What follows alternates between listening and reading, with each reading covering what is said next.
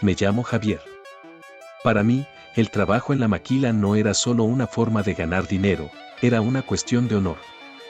Me gustaba llegar 10 minutos antes, sentir el frío del metal en las manos y saber que cada pieza que salía de mi estación llevaba mi sello de calidad. A veces, al salir del turno, me topaba con ellos en los semáforos de la Avenida Tecnológico. Eran tipos que se habían sentado conmigo en las bancas del colegio, tipos que no terminaron la prepa porque les ganaron las ganas de dinero fácil. Ahora manejaban trocas grandes, con rines cromados y el corrido a todo volumen. Me miraban desde arriba de sus cabinas ostentosas, con esa lástima burlona que le tienes a alguien que todavía usa el transporte de personal. Yo los veía de reojo y apretaba mi maletín de lona. Para mí, eran pobres diablos. Sí, traían botas de piel y camisas de marca, pero yo sabía que ese dinero era efímero, un préstamo que el diablo les cobraba con la vida en cualquier momento. Ellos habían vendido su paz por unos pesos que se gastaban en una noche de fiesta, mientras yo estaba construyendo un futuro de cemento y ladrillo para mis hijos. Mi vida fuera de la planta era mi verdadero santuario. Elena ha sido mi único amor. Desde que nos sentábamos juntos en las bancas de la preparatoria, supe que ella era el norte de mi brújula. Construimos un hogar sobre la base de la decencia, uno donde la educación de mis dos hijos, Santi y Vale, no era negociable. En Ciudad Juárez, o les das herramientas para que vuelen alto, o la calle se los traga, así que gran parte de mi sueldo de supervisor se iba directamente a su colegio y a sus clases. Nuestros tiempos libres no eran para el exceso, sino para ellos. Los sábados eran sagrados, nos íbamos a la unidad deportiva para sus entrenamientos de béisbol. Mientras yo veía a Santi batear y a Vale correr las bases, sentía que cada hora extra en la maquila valía la pena. Elena y yo nos sentábamos en las gradas, compartiendo un refresco. Viéndolos crecer bajo el sol, convencidos de que los estábamos alejando de esa vida fácil que tanto despreciábamos. En casa, la disciplina era el pan de cada día. No se trataba solo de buenas notas, sino de valores. Les enseñamos que el respeto se gana con esfuerzo, no con miedo ni con ropa cara. El dinero que no se suda, no se disfruta, les decía yo siempre que pasaba una de esas camionetas ostentosas de mis excompañeros por la esquina. Elena reforzaba cada palabra, ella era el corazón de esa formación, asegurándose de que, aunque viviéramos con lo justo, a sus mentes no les faltara alimento. Prefería traer los zapatos gastados y no comprarme nada nuevo en años con tal de que ellos tuvieran los mejores libros y el equipo de béisbol de mejor calidad. Éramos una familia de trabajo. El ambiente en la planta se puso pesado. Primero empezaron con los muchachos de limpieza, luego con los que apenas llevaban un par de meses y todavía no se sabían los nombres de las máquinas. Cada viernes, al final del turno, el guardia de la entrada recibía una lista y el silencio se apoderaba del personal. Yo sentía un nudo en el estómago, pero me lo tragaba. A mí no, me decía, yo soy Javier, el que nunca falta, el que conoce cada engrane de esta nave. Mi antigüedad y mi impecable registro eran mi chaleco antibalas. Ese martes llegó como cualquier otro. Desayuné con Elena, le di un beso en la frente y bromeé con Santi sobre su próximo juego de béisbol. Llegué a la planta, me puse el uniforme y sentí ese orgullo de siempre al encender la línea de producción. A media mañana, el jefe de piso, un hombre que se había tomado un café conmigo 1000 veces, se acercó a mi estación. No me miró a los ojos. Tenía un sobre amarillo en la mano y el sudor le brillaba en la frente. Javier, pasa a la oficina de recursos. Sentí que el suelo se inclinaba. No hubo explicaciones largas, solo palabras vacías sobre reestructuración global y situación insostenible. Me entregaron un cheque que no cubría ni una cuarta parte de lo que legalmente me correspondía, alegando que la empresa se declaraba en bancarrota técnica. Crucé la nave industrial y mis compañeros bajaron la vista, en sus ojos no había lástima, había terror, el terror de saber que si me habían echado a mí, nadie estaba a salvo. Cuando crucé el portón y escuché el sonido metálico de la cadena cerrándose detrás de mí, el sol de Juárez me golpeó con una furia nueva. Me quedé parado en la banqueta, sentí un miedo frío, seco, que me subía desde los pies. Tenía que llegar a casa y decirle a la mujer que me amaba que el hombre proveedor, el pilar de la familia, ya no tenía chamba. Llegué a la casa caminando, no quería entrar. Me quedé un minuto frente a la puerta, preguntándome en qué momento el mundo se había vuelto tan pequeño. Me sentía vacío, como si me hubieran quitado el esqueleto. Ya no era Javier, el supervisor respetado, era solo un hombre sin pies ni cabeza, un fracasado con un cheque miserable en el bolsillo. Elena me vio desde la ventana y salió de inmediato. No necesitó que dijera una palabra, mi cara lo decía todo. Me echaron, Elena. Se acabó, susurré, y sentí que la garganta se me cerraba. Me sentía un cobarde, sentía que le estaba fallando al amor de mi vida, que le estaba robando el futuro a mis hijos.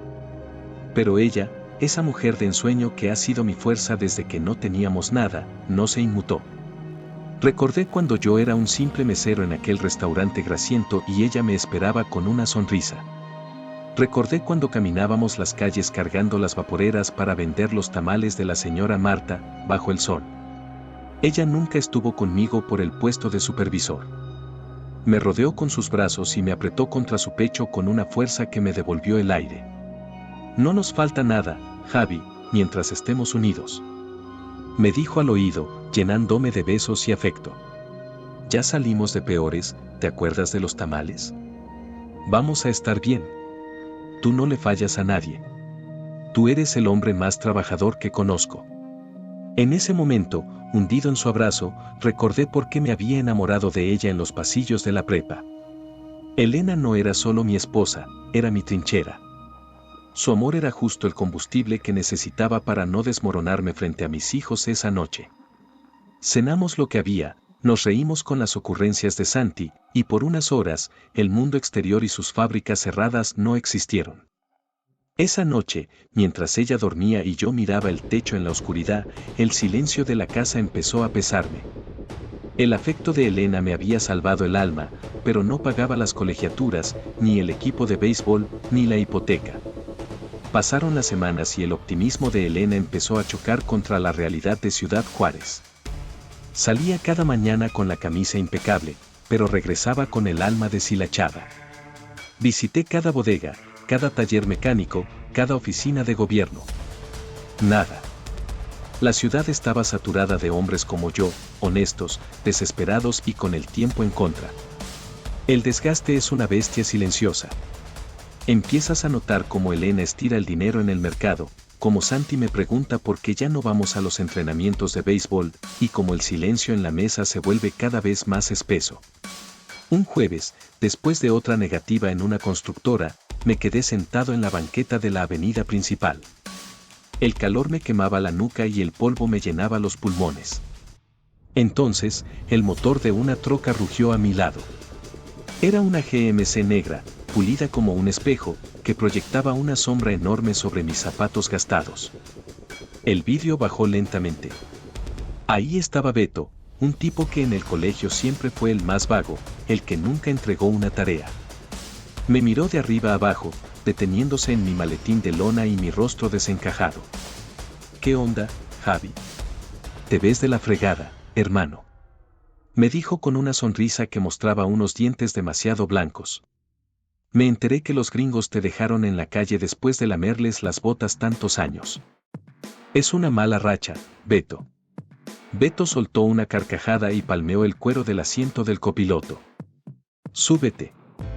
Vamos por una cerveza. No me digas que no tienes tiempo, si lo que más te sobra ahorita es eso. Me subí por puro cansancio. El aire acondicionado me golpeó la cara y el olor a piel nueva me revolvió el estómago. Era el mundo que yo siempre desprecié, pero por primera vez, no sentí asco. Sentí envidia. Envidia de que él no tuviera que preocuparse por la luz, por el colegio de sus hijos o por la mirada de decepción que yo imaginaba en el espejo cada mañana. Mira, Javi, tú eres un tipo derecho, inteligente, de esos que saben seguir reglas. Dijo Beto mientras manejaba sin prisa. Yo necesito gente así. Gente que no se paniquee. Tengo un mandado que llevar al otro lado. Un coche, una ruta limpia, sin broncas. Te pago lo que ganabas en 3 meses de maquila por una tarde de manejo. Miré por la ventana. Pasamos frente a un campo de béisbol donde unos niños jugaban con uniformes viejos. Pensé en mis hijos, en la fe de Elena, en mis 12 años de honestidad. Pero luego pensé en la carta de embargo que había llegado esa mañana debajo de la puerta. Solo manejar, para que tu familia vuelva a sonreír. ¿O vas a seguir esperando que el patrón de la fábrica regrese de sus vacaciones en Hawái para darte las gracias?, dijo Beto. Me quedé callado. Solo para que les lleves algo a tus chamacos, Javi. No me respondas ahora. Piénsalo. El tiempo dirá a dónde perteneces realmente. Me bajé de la troca en la siguiente esquina. El ruido del motor perdiéndose en la avenida se quedó vibrando en mis oídos. Caminé de regreso a casa, pero esta vez no sentía el orgullo del obrero honesto. Sentía el peso del sobre que Beto me había dejado en la mano para los refrescos, un fajo de billetes. Llegué a la casa y vi a Santi practicando su swing en el patio con su bat de aluminio. Vi a Elena remendando un uniforme escolar, con los ojos cansados de forzar la vista bajo la luz tenue de un foco que temíamos que nos cortaran en cualquier momento. Me acosté y cerré los ojos, pero no pude dormir. Las palabras de Beto daban vueltas en mi cabeza. Y yo, mirando la oscuridad del techo, empecé a darme cuenta de que el tiempo ya estaba corriendo y que el hambre no sabe esperar. Ese lunes fue el tiro de gracia. Salí con la camisa mejor planchada que tenía, con la esperanza de que mi presencia todavía valiera algo en alguna oficina, pero Juárez me escupió en la cara. Fui a 3 plantas, en la primera ni me abrieron el portón, en la segunda el guardia me dijo que no perdiera mi tiempo, y en la tercera había 100 hombres como yo peleándose por un puesto de cargador. Regresé a casa con los pies ardiendo y el corazón seco. Tuve que mentirle a Elena otra vez. Me dijeron que en la planta del norte están revisando mi perfil, que me llaman el miércoles, le dije mientras ella me servía el poco arroz que quedaba. Ver sus ojos iluminarse con esa falsa esperanza me dolió más que el hambre. Me sentía un fraude, un hombre de paja que ya no podía sostener el techo de su propia casa. Busqué a Beto. Beto, necesito dinero. Préstame algo. Beto se rió, guardó el fajo de billetes que estaba contando y me miró. Aquí no somos banco, Javi. Aquí el que quiere dinero, se lo gana. Ven mañana temprano a mi casa. No preguntes, no traigas nada. Solo acompáñame a un encargo. Si haces lo que te digo, mañana mismo tus chamacos cenan como reyes y dejas de dar lástima con esa cara de muerto de hambre. Salí de la casa cuando el cielo todavía era de ese color gris ceniza. No hice ruido. Me puse las botas de trabajo, las mismas que usaba en la maquila. Llegué a la dirección que me dio Beto. Era una casa en las afueras, rodeada de muros altos con alambre de púas. Él ya estaba ahí, recargado en una camioneta que no era la misma de ayer. Esta era una pickup vieja, abollada. De esas que pasan desapercibidas en cualquier brecha del desierto. Llegas a tiempo, Javi. Súbete, tú manejas, me dijo, aventándome las llaves. El interior olía a tabaco rancio y a algo metálico que no supe identificar. Beto iba callado, revisando mensajes en 3 celulares distintos. Salimos de la ciudad por la zona de los Arenales, lejos de los puentes internacionales. El terreno se volvió hostil, lleno de baches y polvo que se metía por las ventanas. Mira, es sencillo, soltó Beto de pronto, sacando una pistola de la guantera y revisando el cargador como quien checa el nivel de aceite. Vamos a una bodega en el desierto. Cargamos unas cajas y las movemos a un punto cerca del río. Tú solo mantén el pie en el acelerador y no te frenes por nada. Si ves luces de la chota, no te detienes. Yo me encargo de lo demás. Llegamos a una construcción abandonada que parecía una granja en ruinas. Había otros 3 tipos ahí, con la mirada vacía y el rostro cubierto. Empezaron a subir bultos pesados a la caja de la troca, envueltos en plástico negro y cinta canela. El olor a químicos era penetrante, mareante. Muévete, Javi. No te quedes ahí parado como un idiota. Súbete al volante. Arranqué. El motor rugía y el polvo se levantaba detrás de nosotros como una mortaja. Todo salió demasiado bien. No hubo sirenas, no hubo disparos, ni siquiera un pinchazo en las brechas del desierto. Fue una operación limpia, mecánica, casi como un turno más en la maquila. Cuando regresamos a la casa de seguridad, Beto me entregó un sobre grueso. Al abrirlo, vi más dinero del que había ganado en los últimos 6 meses rompiéndome la espalda. Sentí un asco profundo, una náusea que me subía por la garganta, pero al mismo tiempo sentí un alivio eléctrico. Ese papel moneda significaba que Santi tendría sus zapatos, que Vale seguiría en su colegio y que Elena dejaría de llorar a escondidas cuando creía que yo no la veía. Llegué a casa por la tarde, fingiendo el cansancio de siempre. Elena me recibió con esa mirada de esperanza contenida que ya me quemaba la cara. Javi, ¿cómo te fue? ¿Salió algo?, me preguntó, limpiándose las manos en el delantal. Me dieron un adelanto, Elena, mentí, y la palabra se sintió como una piedra en mi boca. Por fin salió un proyecto de logística, una consultoría externa para una empresa de transportes. Me pagaron por adelantado para asegurar que no me vaya con la competencia. Le entregué una parte del dinero. Ver su rostro iluminarse, ver cómo se le escapaba un suspiro de alivio y cómo corrió a abrazarme, fue el momento más agridulce de mi vida. Me besó con una alegría que no veía en ella desde que cerraron la planta. Me sentí el hombre más poderoso del mundo y, al mismo tiempo, la basura más grande de Juárez. Esa noche fuimos al supermercado. Llenamos el carrito sin mirar los precios. Compré la carne que nos gustaba, los cereales caros para los niños y ese detergente que huele a flores que a Elena tanto le gusta. La mentira se convirtió en mi nuevo horario de oficina. Me repetía a mí mismo, como una oración, que esto era temporal. Solo un par de meses, Javi, me decía frente al espejo mientras me anudaba la corbata de siempre. Fui meticuloso. No cambié de auto, no compré ropa de marca, ni empecé a gastar como un loco. Seguía usando el mismo transporte, seguía llegando a casa a la misma hora, fingiendo que venía de una oficina de logística que solo existía en mi cabeza. El dinero que sobraba lo iba escondiendo en una caja metálica detrás del panel del closet. Ver ese montón de billetes crecer me daba una seguridad fría, sentía que tenía el control, que estaba engañando al destino. Beto me citó en una zona de la ciudad donde las casas parecen fortalezas. Ya te ganaste la confianza, Javi. Hoy vas a conocer al patrón. No vayas a cagarla con tus modales de catequista. No era una reunión de negocios, era una fiesta. El aire vibraba con música a todo volumen y el olor a carne asada se mezclaba con el de perfumes carísimos.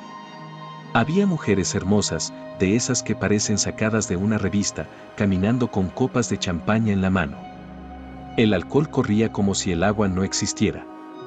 Me presentaron al patrón, un hombre de pocas palabras que me dio una palmada en el hombro y me dijo que le gustaba la gente seria. El patrón me llamó al centro del patio. Me miró de arriba a abajo, deteniéndose en mi pulcritud, en esa costumbre mía de no soltar la elegancia de la oficina ni en medio del desierto. Mírate, siempre impecable.